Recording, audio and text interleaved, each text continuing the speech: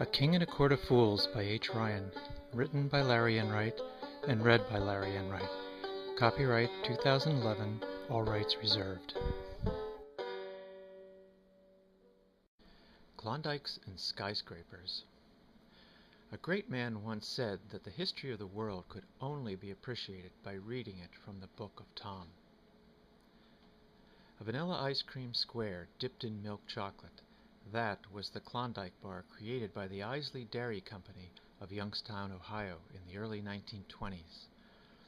They named it after the Klondike River in Alaska, because Alaska is covered with vanilla ice cream all year long, and the Klondike is really a river of chocolate. Polar bears love ice cream. They eat so much of it they turn white, and the more they eat, the whiter they get. Most people don't know that, but that's because the polar bears scare them off. They want all the ice cream for themselves.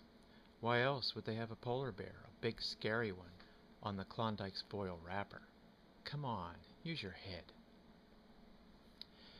At its peak in the 1950s, Isley's owned and operated nearly 400 stores across Ohio and western Pennsylvania, and was the largest dairy chain in the world.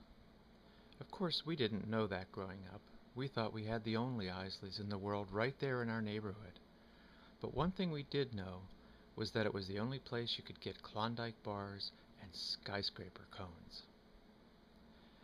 Bonnie and the five of us fit comfortably into the oversized booth with its white-painted wooden bench seats so high that my feet didn't touch the floor, and its red formica top table big enough for 3 games of nickel hockey at the same time. Some Saturdays we'd sit in the Isleys for hours after the matinee, drinking Cokes and playing nickel hockey until they told us it was time to go outside and play. Tom and Bonnie sat across from each other against the wall. He had spent the 26 cents for Bonnie's Klondike and the nickel for her Coke out of the Caswell treasury, but surprisingly, Mary wasn't upset. She and Kate thought it was cute. What do all the other people do who don't have Isleys? Sam was in a losing licking battle with the strawberry ice cream melting down the side of his skyscraper cone. The skyscraper was an Isley's specialty. It wasn't 3 scoops of ice cream piled one on top of another. That would have, in the words of Tom, been dumb. No, it was made with a special metal scoop that dug straight down into the vat and came up with a tall, thin, delicious mass of ice cream that towered over the cone in one single scoop. Complicating Sam's problems were the chunks of sweet, real frozen strawberries that made his teeth tingle when he bit into them. He was working on one as the ice cream oozed over his fingers. They eat Kroger's. Kroger's is everywhere, Mary said. But they add glue to Kroger's ice cream so it won't melt. Tom stopped fidgeting with the napkin dispenser and put it back against the wall. He liked to rig them so that when you took one napkin, 10 others exploded out with it. They add the glue for bozos who don't know how to eat ice cream. What are you talking about? I know how to eat ice cream. It's just melting too fast. You made the classic ice cream eating mistake, Sam. You never lick all the way around like that. The heat from your tongue makes it melt faster. You have to eat it from the top. You do? Yep, Dad told me that. Quoting Dad was like quoting the Encyclopedia Britannica, and put the exclamation point at the end of any argument. You're awfully quiet, Bonnie. Is everything all right? Kate dabbed her mouth with a napkin, just like Mom had taught us. Kate was the first to finish. Usually it was Tom, but he didn't seem particularly interested in his ice cream anymore, and it was starting to melt in the wrapper. Yes, I'm fine, thank you. She ended with a big sigh that was hard to miss.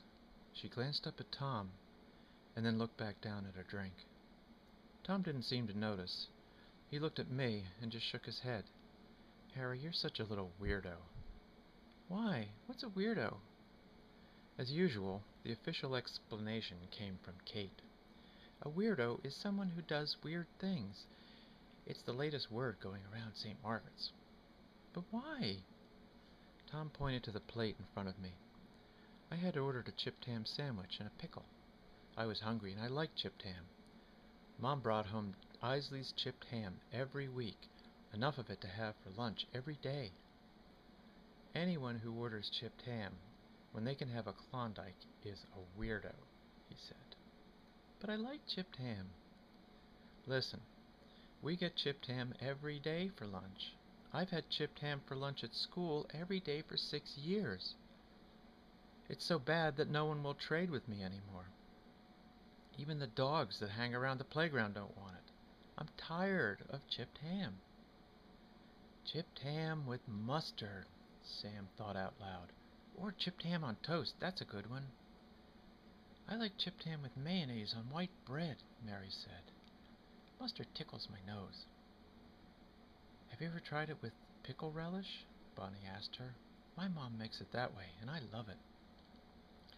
That sounds good, Sam said, as long as you hold the pickle relish and add mustard. The counterman looked up at us because we were laughing too loud, and the laughter subsided to giggles and snickers. Tom picked up the other half of my sandwich and opened it up. Look, guys, you're missing the point. It's chipped ham. Chipped ham. It's like eating wood shavings or sliced cardboard. You have to put a ton of junk on it. Why? Because it's so bad. I'll bet I could slice up a turnip and put mayonnaise on it. It would taste better than this. But I like it, Tommy. Can I have my sandwich back, please? Tom dropped it on my plate. You watch, Squirt. You'll get tired of it. Will you get tired of Klondikes if you eat too many? I asked. If I had as many Klondikes as I've had chipped ham sandwiches, I'd have it made in the shade. Bonnie wasn't paying attention anymore. She was watching the old man with Popeye forearms dip ice cream. We called him that, not to his face, but whenever we talked about him. He was always nice to us and gave us extra of everything. His white cap slid down over his eyes as he scooped out a chocolate skyscraper for a woman dressed like a big yellow flower, but somehow he kept it from falling off completely. Sam's cone was dripping on everything and making a real mess. It finally tipped over and fell out of the cone onto the table. Darn it, he said. Why does that always happen? Tom grabbed a napkin from the napkin holder, and a bunch exploded across the table. His face turned beet red when we all laughed at him. You should learn how to eat it right or get it in a dish, Sam. But I don't want it in a dish. It wouldn't be a skyscraper. Then eat faster, or eat right. Kate nudged Mary, and they slid out of their seats so Kate could get up. Tom, can you help me, please? We should ask for a rag to clean this up. Let him do it. It's his mess. Kate's hands moved to her hips, and she tapped her finger, readying the lecture we knew was coming. Fine, I'll help. Tom slid out too, and they walked over to the man at the counter, waiting for him to finish with his customer before asking for a rag. Kate whispered, Tom, you big dope. Can't you see that she wanted to come here with you, not us? What are you talking about? Bonnie. I'm talking about Bonnie. Boys are so dense. This was supposed to be a date. She was asking you on a date. Get it? A date? But she's a girl. Kate resisted the urge to tromp on his foot. Look, Tom. Mary, Sam, and I are going to go home. We'll leave Harry with you so he can finish his sandwich. He won't bother you. That way you can have a real date. I don't want a date. You like her, don't you? Tom didn't answer. I thought so, she smirked. Kate asked the man behind the counter for a rag. They brought it back, and we cleaned up Sam's mess in the booth. Sam, however, was another matter. His hands were all sticky, ice cream was smeared on his shirt sleeve, his pants, his face, and somehow it had gotten into his hair. Kate used this as a reason to take him home to get him cleaned up. She, Mary, and Sam excused themselves and left. I dug into my sandwich. Tom and Bonnie finished their ice creams. Tom slurped the last of his Coke, jiggling the ice around his straw to vacuum up every last bit. Hey, Squirt, how's that chipped cardboard? I stuck my tongue out at him. Bonnie finished her orange pop, much more quietly than Tom, and set the glass down, dabbed her mouth with a napkin. When she folded it, she put it onto the table. Her hand slid forward and touched Tom's. I think their cootie alarms must have gone off. They both pulled back out of reach. That was a brave thing you did back there to help Frankie, she said. I know you two don't get along. I didn't do it for Frankie. I did it for you. Oh. Bonnie looked down at the glass in front of her.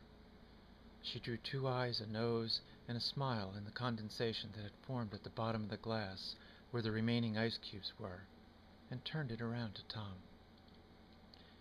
He drew a Kilroy in the moisture on his and stuck his tongue out at her. He cleared his throat. How come you hang around with Frankie? I mean, why did you go to the movies with him? He asked me to, Tom. Oh. A mother and her 2 very loud little boys came into the store. They had been shoe shopping and were still arguing about whose tennis shoes were better. Once they had settled at a table near the front window, the argument turned to what flavor of ice cream to get and what toppings to get on it. Tom reached into his shirt pocket and pulled out the crushed daisy I had given him. I have one of those love me not flowers. You want it? Don't you want to do it? I'll watch. Tom shrugged. I don't know. It's just a dumb flower. Here, you take it, for good luck. He set it next to her glass. Disappointed, she picked it up. Thank you, Tom. Sure. Swell, Tom smiled. I think she liked his smile. She smiled back. Tom went back to rolling and unrolling a straw wrapper around his finger. Bonnie asked without some hesitation, Why don't you ever ask me to do anything? What are you talking about? We're here, aren't we? But I asked you. So? We're still here. It's not the same. Not the same as what? Not the same as if you'd asked me. You sound like Kate. She thinks we're on a date or something. Do you want to go on a date? The initials LE plus CF, with a heart drawn around them, were scratched into the bench beside Tom. He traced the heart with his finger. When he looked up, his eyes met Bonnie's. That was normally the beginning of a stare-down contest, but this time it seemed different. I pushed my plate forward and wiped my mouth off. I'm done with my sandwich, Tommy. Crud. We have to get going. Tom slid across the seat to the aisle and got up. I did too, and took my plate back to the man at the counter. Bonnie got up too and said, I guess I should be going. Thank you for the Klondike and the Coke, Tom. Tom jammed his hands into his back pockets and studied his shoes. Would you like to play with us this afternoon? We're going to hang out in the woods and do stuff. It sounds like fun, but I can't. I have chores, and then I promised Karen I'd come over to her house to listen to records. Oh, okay. Maybe some other time? Tom shrugged. Yeah, sure. Well, goodbye then. She waited, and when Tom didn't say anything, she smiled and walked away. Bye, Bonnie, I called after her. She turned and said, Bye-bye, Harry. Bye, Tom waved. She smiled at him and was gone. Tom asked for a bag from the woman at the cash register, and we left Isley's by the back door.